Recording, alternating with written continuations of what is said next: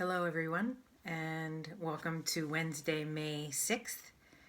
We find ourselves at the 6th week of Easter, leading up to the celebration of the Ascension that we will celebrate this weekend. During this week, our staff, we're reflecting on a parable from the Gospels that speaks most to us during these days, especially during these days of living through the pandemic. You know, I was thinking it does not seem possible that 9 weeks could have passed already since all this began. And I find myself just recently, in these recent days, praying about what it's going to be like when we return and how things are not going to be the same as they were before. So because that has really been on my mind and heart, the parable I chose is from the Gospel of Mark, and it is the new cloth on the old garment. So I'm going to read that to you now. No one sews a patch of unshrunk cloth on an old garment. Otherwise, the new piece will pull away from the old, making the tear worse. No one pours new wine into old wineskins. Otherwise, the wine will burst the skins, and both the wine and the wineskins will be ruined. No, they pour new wine into new wineskins. So just to repeat 2 lines from that. No one pours new wine into old wineskins. They pour new wine into new wineskins. And thinking about that passage and all that's been happening in the past couple months, maybe a translation that's apropos for today could be something like, no one can expect to live into a new moment as was done in the past. A new moment requires a reimagined perspective.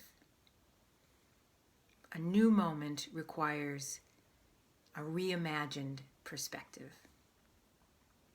I do consider it a grace of this time that as we've been sheltering in place during these days of the pandemic, the scripture passages of these weeks have been filled with the stories of the disciples trying to find their way into a new reality.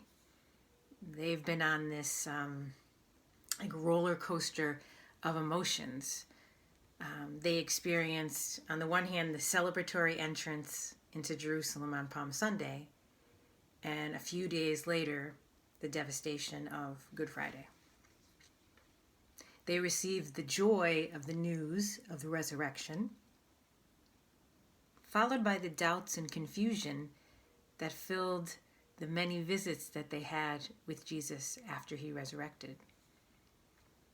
There's the sadness of Jesus physically leaving them at the time that we will celebrate for Ascension.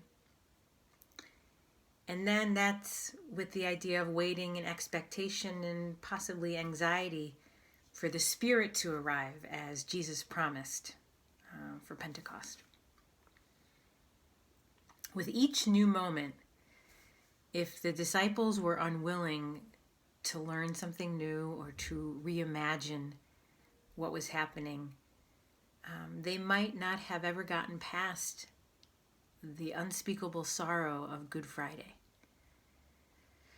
You remember after Easter, there's a story of the disciples on the road to Emmaus. They didn't even recognize Jesus at first. And then with the Ascension that we will celebrate, Jesus is physically leaving them, but he keeps reassuring them that he will be with them always. So there's just a lot to try to juggle in all of those moments. And it's not an easy road for the disciples. They had to be willing to put aside what they previously knew in order to fully experience a new moment. And I think in a lot of ways we find ourselves in a similar situation.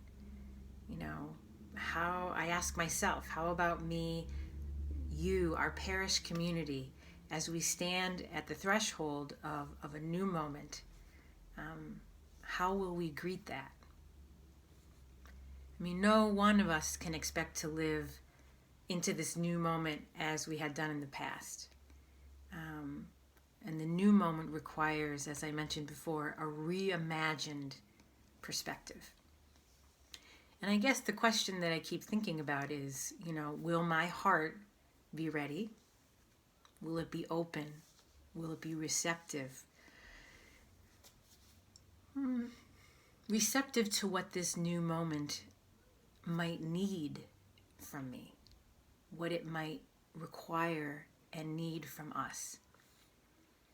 You know, during these days, I'm sure, you know, I have learned all sorts of new things. I'm sure you have as well. Learned about myself, new things that I learned about my family, my relationships, about the way that I do my work, how I relate in the world, really. And will I simply try to go back in time to recreate what I knew before?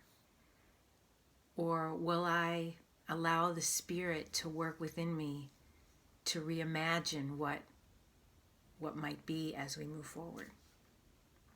And I think about our parish community. You know, things aren't going to be the same for us for quite some time when we return. And I think there could be a tendency for us to want to pour old wine into old wineskins. It's going to require a tremendous amount of trust in Jesus to lead us to this new moment where we come together, we work together to reimagine how we will be community for and with one another. And there's something exciting about that, and there's also something kind of, you know, anxiety producing about it too, because it's an unknown right now. I guess as we move through these coming weeks, this weekend is the Ascension. Next weekend we'll be celebrating the great feast of Pentecost. Maybe we can really pray with one another for the grace to open ourselves, open our hearts, open our minds, as we're being called to be the new wine in new wineskins. How will we embrace that call? So you and all those you love have been in my prayers every day, and I look forward to the time when we're together again. And let's keep praying for one another during these days. Please continue to be safe and healthy. And I wish much blessings of peace to each of you.